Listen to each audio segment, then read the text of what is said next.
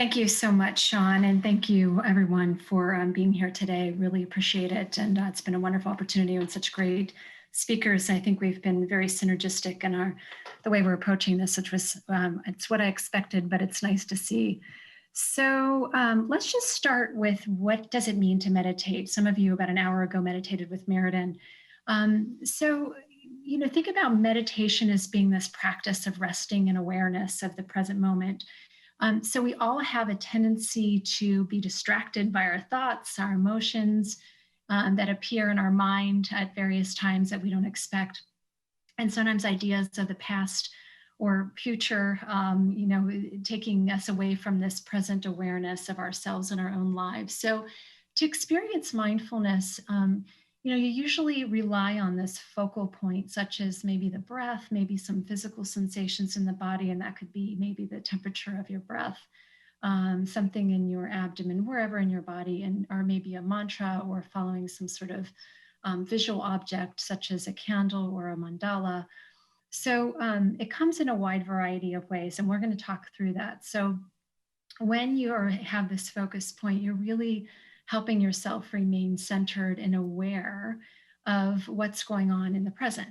So when you experience the benefits of meditating every day, if you can get yourself to that point, or even practicing meditation twice a day, the question is, the question being, what does it mean to meditate for me, actually answers itself after a period of time.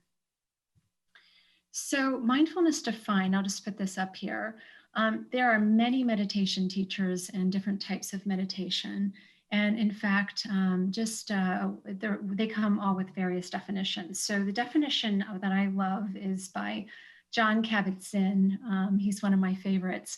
And he describes mindfulness as, and it's a mouthful, but paying attention in a particular way on purpose in the present moment as non-reactively, non-judgmentally, and open-heartedly as possible. Wouldn't that be beautiful if we were all in that kind of space most of the time? So mindfulness is really, observing without criticism, both internally and externally, and finding a way to be compassionate with yourself and others. So mindfulness background, mindfulness has been around. We've been hearing it a lot more about it in a variety of places nowadays, but it's really been around 2,500 years. It's just now getting to Cincinnati.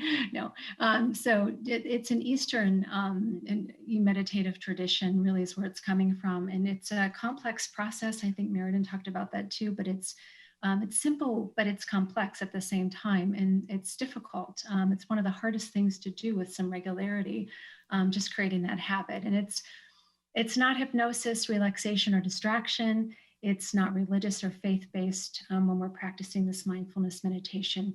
But it's definitely a beautiful practice. And so we're going to talk about some of the benefits and then strategies around mindfulness. So there have been so many studies now that have demonstrated both physiological and psychological benefits to having a regular meditation practice.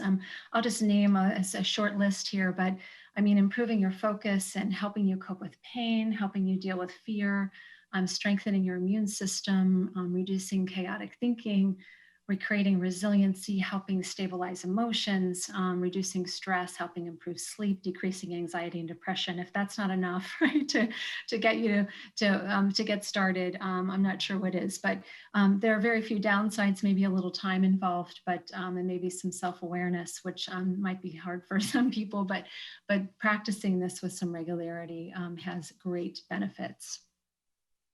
So in terms of guidelines to consider, and I'm going to talk about some guidelines coming from various studies, but the key thing is really keeping this simple and staying curious with yourself, being aware of how you're reacting to it and how you're responding to yourself, and really the key things, making it your own. So the first area would be designating a space, and that space looks lovely in that picture, but your space does not need to look like that. So finding and creating a space for yourself that really feels free from work, maybe clutter, maybe getting it away from any chaos in the house, a space that allows you to feel like you can concentrate on your own well-being with minimal distractions. So If you have a family who's loud or has a TV on, or a dog barking or trying to get in the door, which happens to me sometimes, it's distracting, right? So it doesn't allow you to focus on yourself. So just finding a place that feels peaceful for you, and it can just be a little nook in the house, some part of your house. Um, Most experts talk about not really having doing meditation from your bed, so that you can allow yourself to stay alert and awake. But truly, this depends on your own intention of your practice. So if you want to fall asleep meditating, it's a great thing to get in bed and meditate. But it depends again what your goal is for that.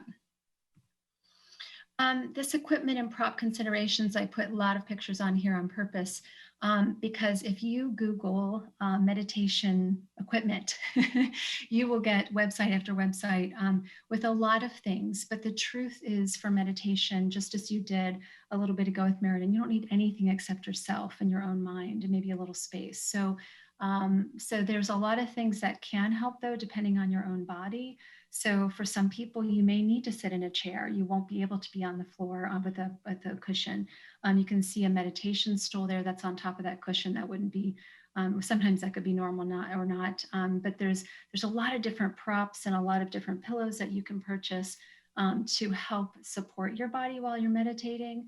The little singing bowl there is a little, there's a lot of different kinds of singing bowls and chimes that you can utilize with those. There's kits, as you can see on the very right. A timer is important if you are, for you, perhaps if you want to measure the time, so you can kind of figure out a way to do that. I would make sure from an alarm standpoint that you don't do anything too jolting to pull yourself out. So that could be a little chime. There's some beautiful ones that you can download through some apps, and we can talk about that at the end. The bracelet there, it's really beautiful. So you can get a variety. Again, you can look at websites with that too. With beads, you can use the beads for prayer, or you can use the beads to take each bead as a breath. So there's a lot of things that you can use to be able to help you. But again, the truth is you really only need you and yourself and your own motivation to do it. So from a body posture standpoint, we all have this visual image of what it probably should look like, right, to meditate. And that, I think, probably has intimidated people from maybe trying it or feeling like they're not doing it the right way. But meditation, truly integrating your body, it's not really just about the mind, it's also about the body. So, and believe it or not, it's not really meant to be physically uncomfortable. So you can do some meditation where you try and help yourself through discomfort, but it's not meant to be uncomfortable. So getting your posture right is kind of key to staying relaxed and alert instead of feeling tense or in pain. It doesn't make any sense to stay in pain. So without that, it's nearly impossible to focus on the present moment when you are uncomfortable. So chances are when you start to meditate, you might feel a little awkward or a little uncomfortable, and that's okay. Just finding the ideal meditation posture and seating arrangement for you can take a while, and you might even find yourself kind of moving around. There's not a one size fits all.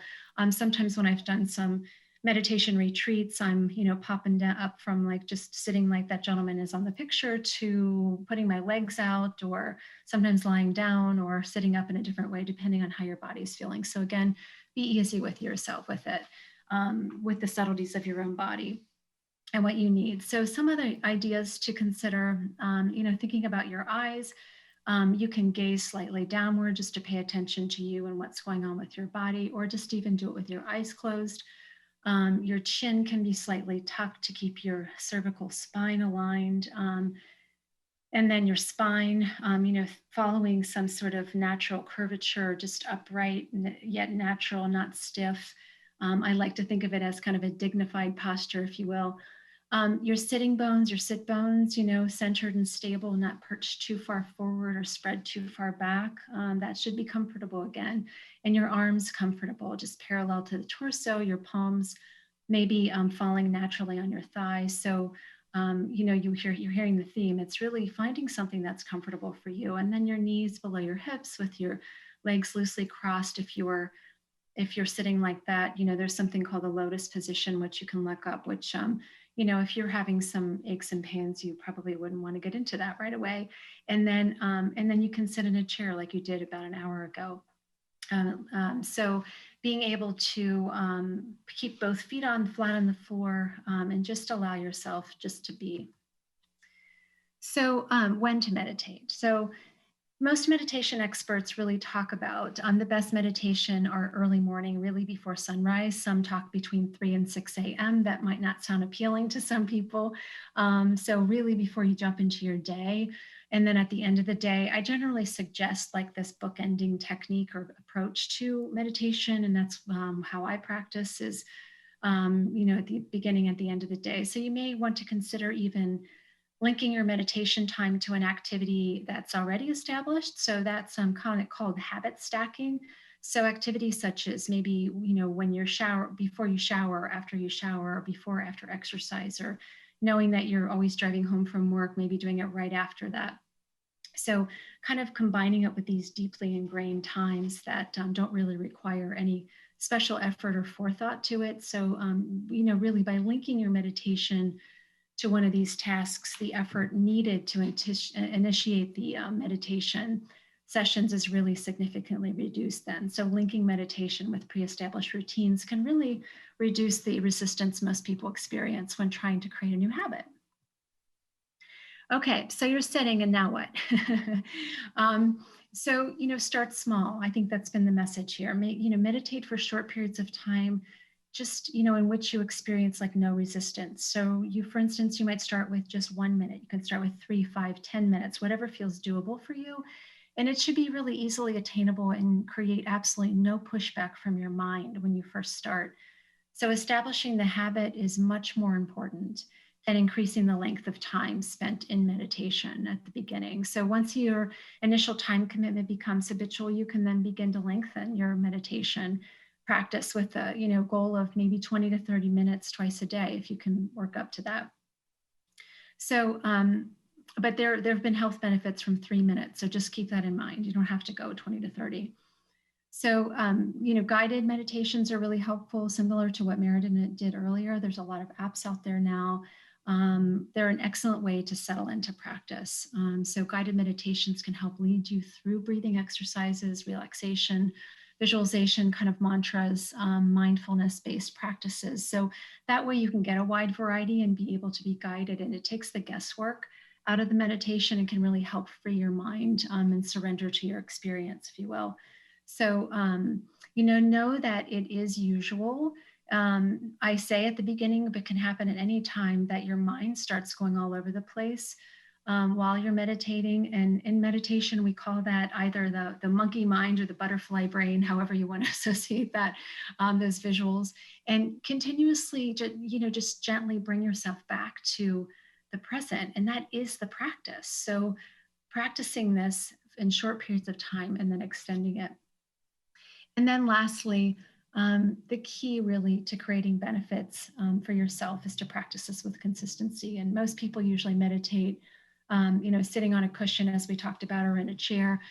But you may find it helpful to practice while walking, coloring, viewing nature, practicing, perhaps even extending your experience with more mindful living by applying mindfulness to more automatic activities that you do regularly, hopefully brushing your teeth or eating food, communicating with your spouse. So kind of extending this mindfulness practice, this meditation practice is helpful. So mindfulness experts suggest that in doing this, really paying attention, kind of savoring, slowing down allows us to really potentially double our lifespan when you think about that, by being able to be more present in the life that we have right now in front of us. So remembering to make this your own, keeping it simple, adding this information to your life where it makes most sense to you. And I wish you all the very best in starting this practice. If you have questions, let me know. One thing I want to mention is that on Monday mornings, we're calling it Mindful Mondays on the integrative medicine site. It's uchealth.com/integrative. You can get the link there at 8:30 in the morning on Mondays, which hopefully that's relatively convenient for people. We're doing about a 15-20 minute meditation that you can just join. And it's beautiful to do with a community of people, or even if you choose not to join and you know that you'd like to meditate at that time, just know that other people are doing it, and that creates more energy for yourself and maybe some reinforcement. So thank you so much. And if you have questions, I'll be here at the end after Dr. Schatz.